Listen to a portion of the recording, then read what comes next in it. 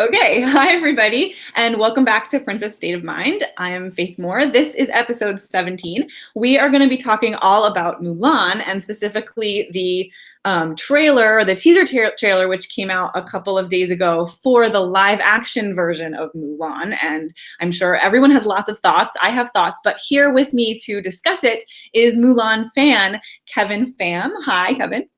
Hello, how do you do? Very well, thank you. Thanks for being on the show. So I'm just going to state right up front that, and people who've been watching for a while or reading my stuff know this, but if you're new, I hate the movie Mulan. And that is something that I get a lot of flack for on Twitter and in other places. And if you want to know more about how I feel about this movie and all other Disney princess movies, you should read my book, Saving Cinderella, What Feminists Get Wrong About Disney Princesses and How to Set It Right. Mulan, I think, is chapter 8. But basically, I just think it promotes the notion that in order to be successful, women need to act like men, which I think is not true at all. But I thought it would be great to have somebody on who likes the movie, and I think Kevin's take is kind of interesting, and I want to hear more about it. So basically, Kevin, you actually have a place in your heart for this movie, and I think you have a specific reason. So can you tell us about that? Sure, and I just want to touch on one thing. Your point that Mulan seems to promote the idea that you have to be like a man to be successful. I did get that impression strongly from the live action trailer. I didn't get that much from the original Disney Mulan, the cartoon version. And a large part of that is because I felt like the Mulan story basically told the story. It's not a story of, it's not the Chinese legend. It's not Chinese history either. It's more of the story about the Asian American experience in America. You know, the very first scene when we're introduced to Mulan is she's literally studying for a test. You know, she's writing on her arm. She's cheating, which is not something right. to do, but she's writing on her arm. You know, quiet, demure, calm, obedient. Think before you snack or act. You know. Right. And the whole point of the movie is that she goes and tries to please her family, you know. In an effort to please her father, she goes off, defeats the Han army, and then launches a counter assault on the Imperial Palace to save the emperor and saves China. And she comes back, she doesn't say, "Father, I've missed you." She says, "Father, here's what I've done. Here's the sword, here's this crest.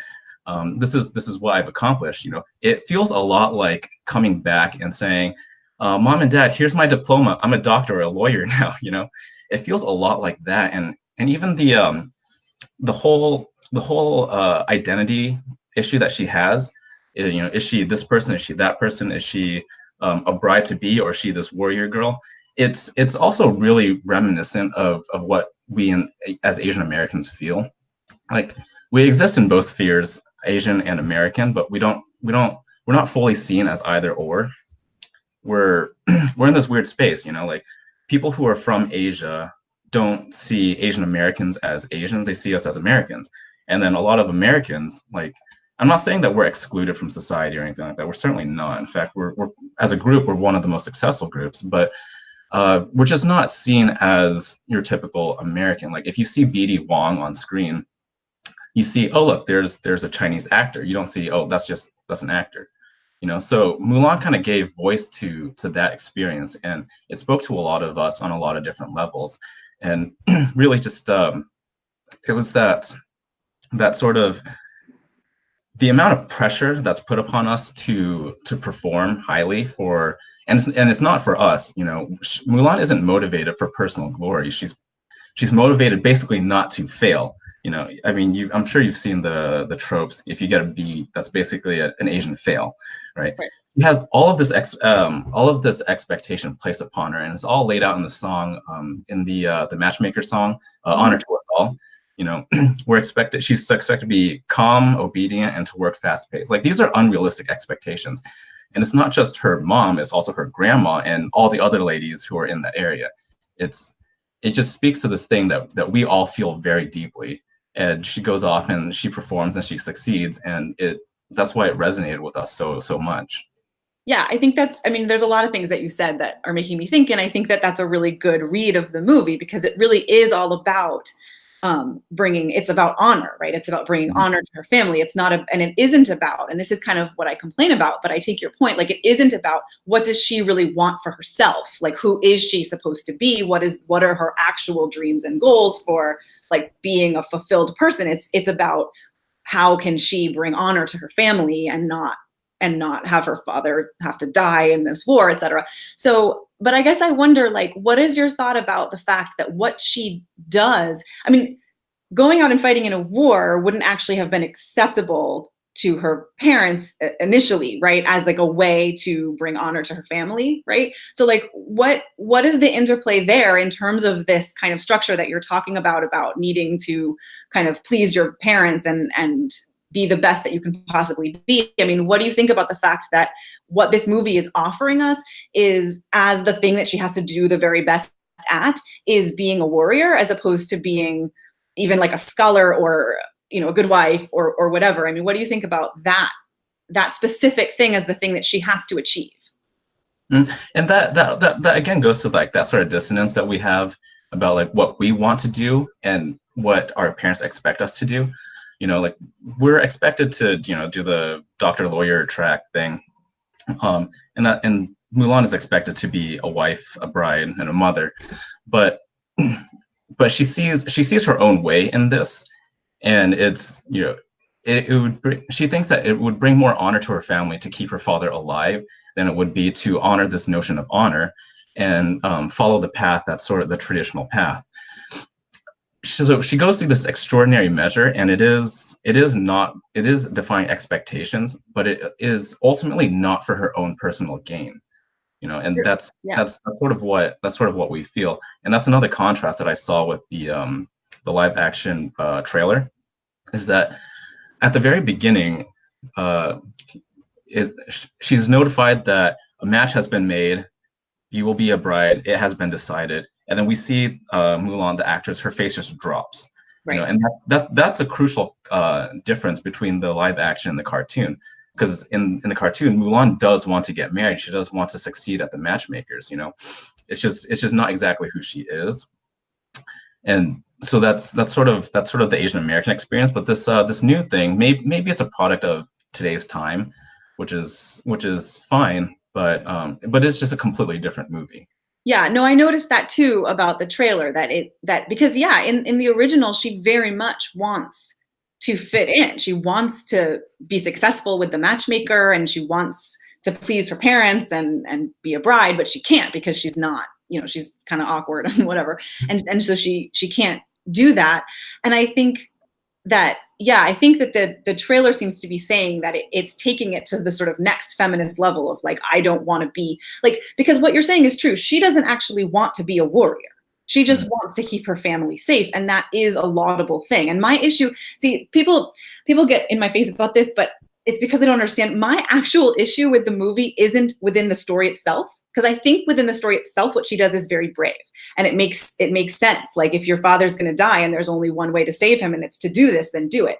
My issue is with the filmmakers making the story about this and saying that her task in this movie is to go out and be a man, and that then we will all cheer, hooray. And I just think that is not necessarily the way that a person in her scenario should have to prove herself. But I think that saying that she is now someone who doesn't even want what her family wants is yes, telling us that she's a different kind of character, and it's going to be more about like, she always wanted to be a warrior, and, you know, now she gets to be one, yay, which is even further down that path that I take issue with. But backing up for a second, so we're being told that this live action movie will have no songs, it will have no mushu, and it will have no cricket and no magic at all. So like, what are your thoughts about that? Like, are those things important to the story? To the story, I mean, if we separate the plot from the film, then it might not be important to the story, because remember, the story is based on an old Chinese legend. Right. So, and I don't think mushu was in that legend. Probably not. Probably not. But you know, you know, I was just reviewing the film and just there's so many really charming moments with Mushu and Cricket. Like it's a very excellent pairing, those two. Even though Cricket doesn't really talk, he can emote and do all these Great. things. If we don't have that, then we lose a lot of the charm that makes the original movie the original movie. You know, because the original movie, it's kind of this goofy story of this awkward daughter who basically klutzes her way to saving China, and then in doing so becomes herself. But what we're seeing in the live action trailer is that she's basically a warrior monk who was supposed to be married and then goes off to fight. And you know that story's been told before. That's basically Crouching Tiger, Hidden Dragon, right? There's a girl who was going to be a bride and she doesn't want to be married to this guy, so she goes off and becomes a vagabond sword fighter.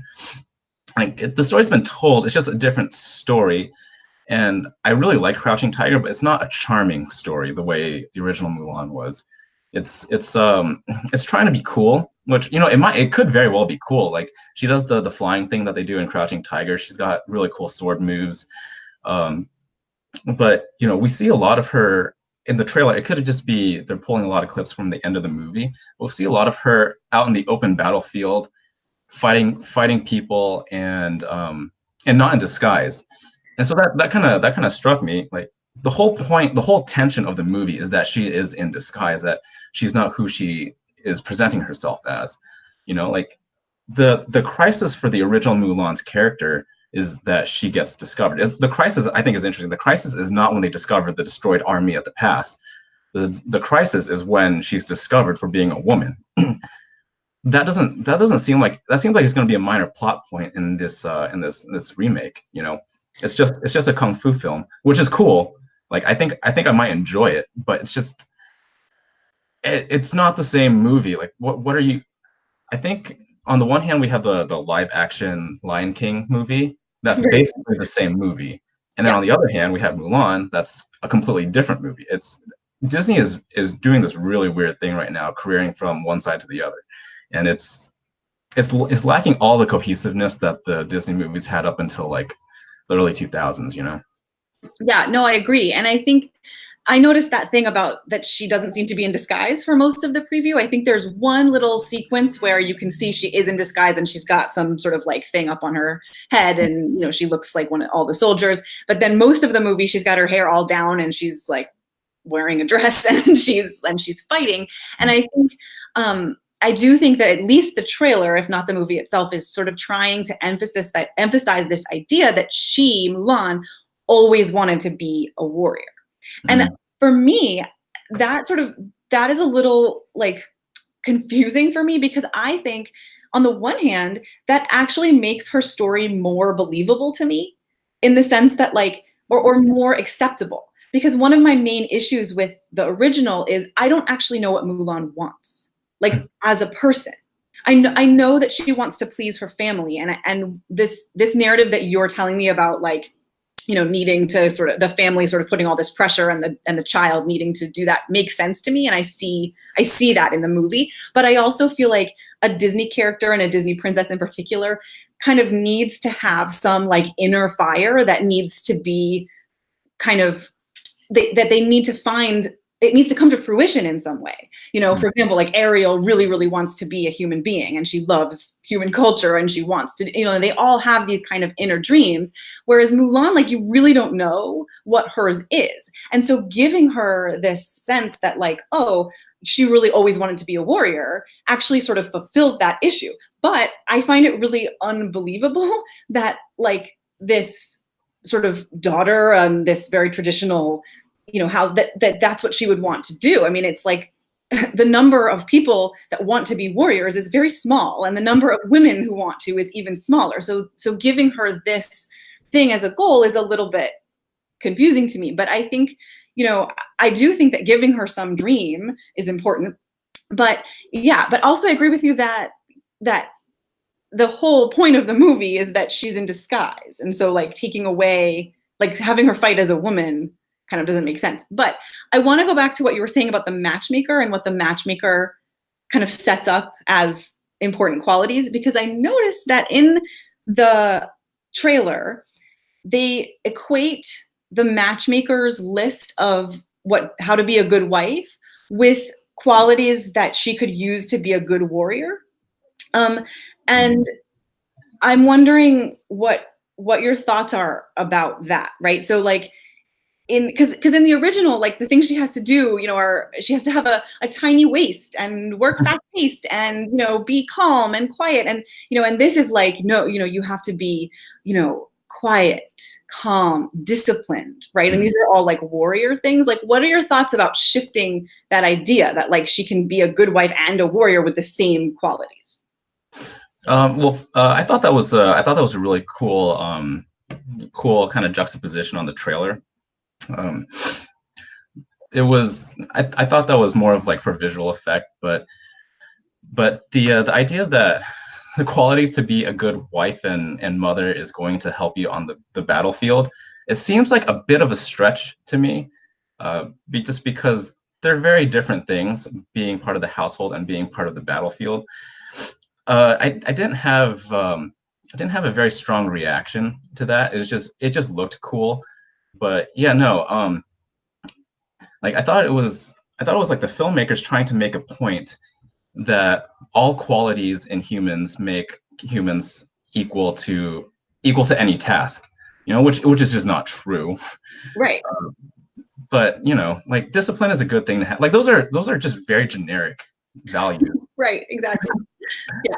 Yeah, so it seemed kind of as far as the voiceover goes, it's kind of a throwaway line, a couple throwaway lines, and it seems like it's more for the aesthetic effect, which I think the aesthetics of the trailers is pretty cool. I like it. I think it's going to be a fun movie to watch, but and it seems like it's trying to have a message, and I think that's my main problem with it. It's just it looks like it hews very closely to the narrative, And the problem is if you hew to a narrative, to like the prevailing zeitgeist of our times, if you hew closely to that, then you lose your own narrative and you're not telling your story, you're telling, the story, which takes away from the value and the depth of anything that you might be able to do.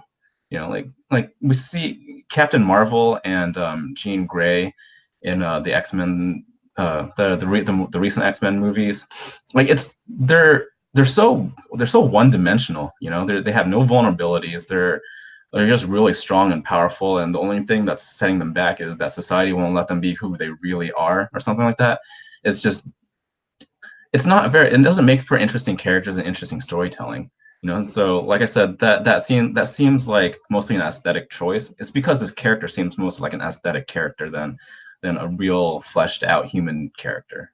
Yeah, I think that's a really good point. I mean, I think you were talking about those sort of weird choices that Disney is making with these live action reboots, that some of them seem to be sort of like veering in another direction and some of them seem to be like identical. I think for me, the thing that's going on with them is that their main goal seems to be to like correct some like perhaps like slightly controversial things that maybe happened that in the originals, that like now 10 or 20 or whatever years later, people are like calling foul on some of this like non-PC stuff, and so like they have to like correct it, and I think, or like answer sort of random fan questions, like why in Beauty and the Beast the people in the village don't know about the castle. It's like, who cares, right? But I think so I think like with this, it's sort of like they're trying to kind of make it, because I think you're right that like originally Mulan is someone who does want to be a wife and mother. She's just not measuring up, to what that looks like in her culture. And I think that like they're trying to make it like, no, nobody would want to be, no strong heroine would want to be a wife and mother. And I think that like that is what is disturbing to me about maybe she always wanted to be a warrior, even though I think giving her something that she really wants is a good addition to the movie. But I want to go back to the songs for a second, because one of the reasons I think the songs are cut is because I think a lot of them are problematic, like to people, right? And so I think, for example, right, I think the whole "I'll make a man out of you" concept of like, did you send me daughters when I asked for sons, meaning like women can't cut it and men can, like just wouldn't play today, like to the woke audience. Similarly, like the concept of a girl worth fighting for, like that the girl isn't doing the fighting, that she's at home and she's the sort of inspiration for the guys to go out and fight, because then they can come home to this wonderful wife, also won't play. So I'm wondering, are those concepts sort of, do you think that they're sort of integral to the story of Mulan, and so the story, like taking those sentiments out, kind of hollows out the movie, or do you think that like we can get rid of that and it's okay? Yeah, no, definitely the former. The songs, I mean, up until that point, songs were critical parts of any Disney film, right? Yeah. And the song "I'll Make a Man Out of You," that basically that's sort of the overture for the whole movie. It's the coming of age in a nutshell. It's that's I completely forgot about that line. Did they send me daughters when they asked for sons? Because at the time we all understood what that meant. We all Right. understood like these guys just they seem like they're too weak and not suitable for war. Which I think it should be a non-controversial thing to say that most women aren't what we would want in a warrior, especially a warrior Right. society where they still fight with physical weapons. Like that should be non-controversial, but yeah, no, like "I'll Make a Man Out of You." That's sort of the song of Mulan. It's something that pretty much anyone like our age knows by heart at this point, Yeah. and It's the best you part of the movie as far as I'm concerned. know, frankly, I think it is because it basically tells us the whole movie, right? Like she starts off as a klutz, and then she becomes through discipline, training, and perseverance and cunning too. That's an important part. Mulan is a cunning warrior rather than a strong warrior. But as I was saying, like that, when I talk about this is our experience as kids growing up, like that song has been a part of so many church skits throughout our entire diocese and probably all of California, and anywhere that there are a bunch of Asian kids like doing church skits. It's been going on for years. In fact, I think a couple of years ago, I think it still made an appearance. Like that song is still very highly relevant to us. It's So just what is it about this song? So that is the first I'm hearing about it, because I did not grow up in the church, and so I have never seen a church skit about this song. So I'm fascinated now. So like, why are they using that song? Like, why? so on a surface level, anytime. So I'm a bit of a snob when it comes to church skits. So I really hate it when they just use Disney songs because it's so easy, it's so blasé. But that's because I've seen it so many times. But on this very surface level, usually if there's some kind of martial training scene, then they'll use that song. Anytime there's like a coming of age scene, like where a character in a skit needs to show that he's grown up or she's grown up, then they use that song too. Like basically, we're going to become an adult now, which is I'll make a man out of you. I'll make from a boy to a man, right? That's the whole point. It's about growing up. It's about putting your mind to something. It's about discipline and hard work. It's not really about the gender. That's probably the least important part of it. It's a metaphor because they're already men. It's like Yao is not a boy, and he doesn't transform into a man at the end of it. It's metaphorical. It has nothing to do with sex or gender or inherent differences and traits and stuff like that. I had not even thought about that perspective of it. So I'm frankly I'm like a little upset that reading is even a thing.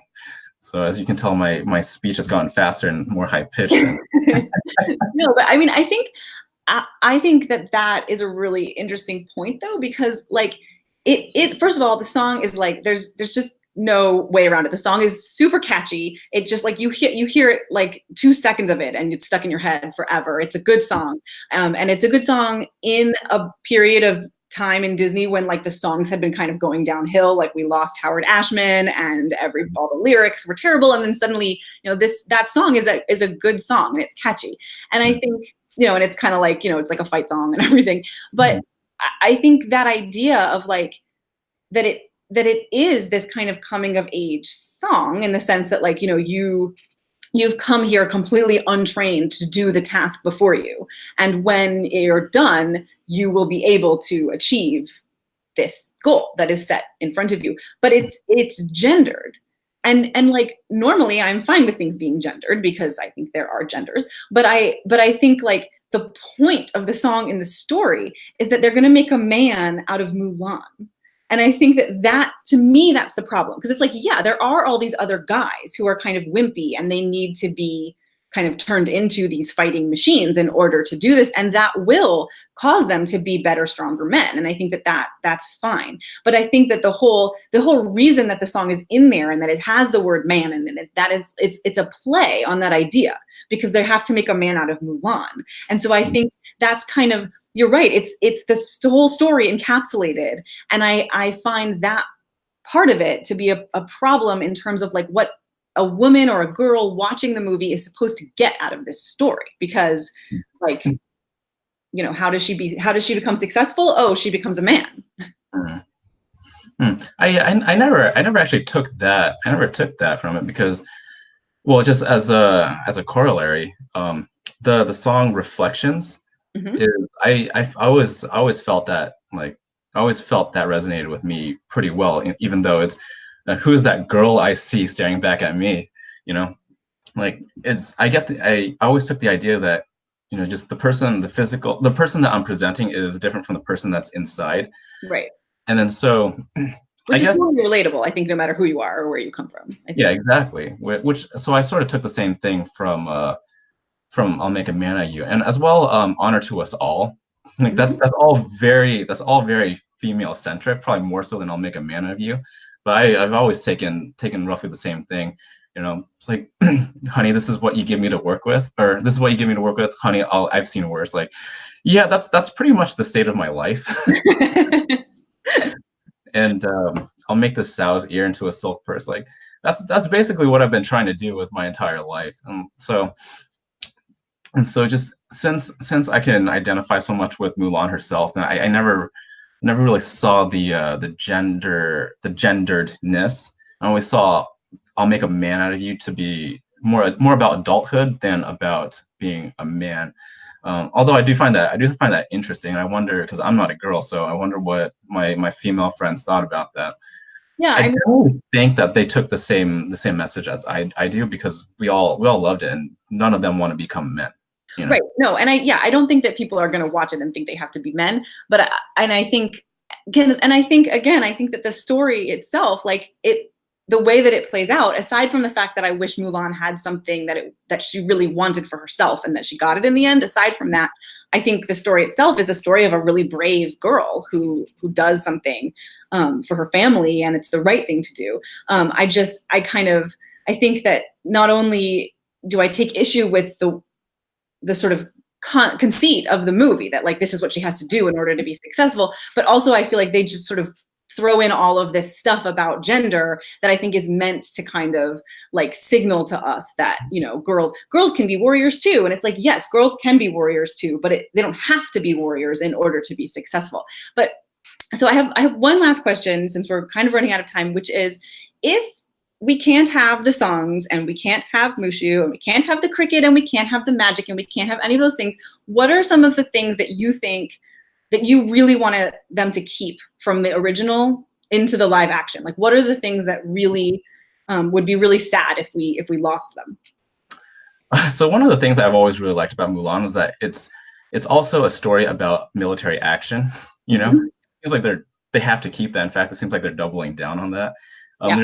There's one maxim that there's one core truth about Mulan that is very evident, is that artillery wins wars. And that's basically how Mulan wins. You know, it's not because she's a very strong warrior, it's because she knew where to place that one artillery strike, or that one cannon strike, right into the mountain.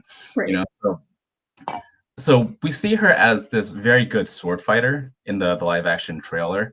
I hope that they keep the sort of cunning aspect of it, because she never engages in a full physical fight with anybody. The most physical thing she does, I think, is that sort of fan sword disarm thing that she does, which, you know, you kind of just have to do that to save her skin, and don't try that in real life. It wouldn't work. Yeah, but you know, the whole thing, and then how she climbs the pole to retrieve the arrow. It's all not based on strength. In fact, it's based on not being strong and figuring a way around it. I would like to see that. You know, it's not to say that women are weak. It's just to say that in order to succeed against you know, adversity, you need to think your way around it. You can't always just plow straight through it. You know, I hope they keep that. It really looks like she's just going to fight her way through everything. You know, she leads like a 6-man cavalry charge in the end of the trailer, Yeah. which is not really going to do very much unless you have, you know, possibly a dragon at your side, you know, a little dragon at your side, or a lucky cricket. And she's got none of those. No, she's just stuck. No crickets, no dragons. Yeah. So again, it looks like it could be a fun movie, but it's not the original movie. It's very different, and it's a story that we've already seen done probably better in Crouching Tiger. Excellent. Okay, so I think that's a fantastic analysis of the trailer and the original movie, and you've given me lots to think about. But we're going to stop here because we're out of time. So those of you who are watching, if you have no idea what we're talking about because you haven't seen the trailer, the link to that is down in the description of this video. Thank you so much, Kevin, for being here. It was a pleasure to talk to you about this movie. And my pleasure.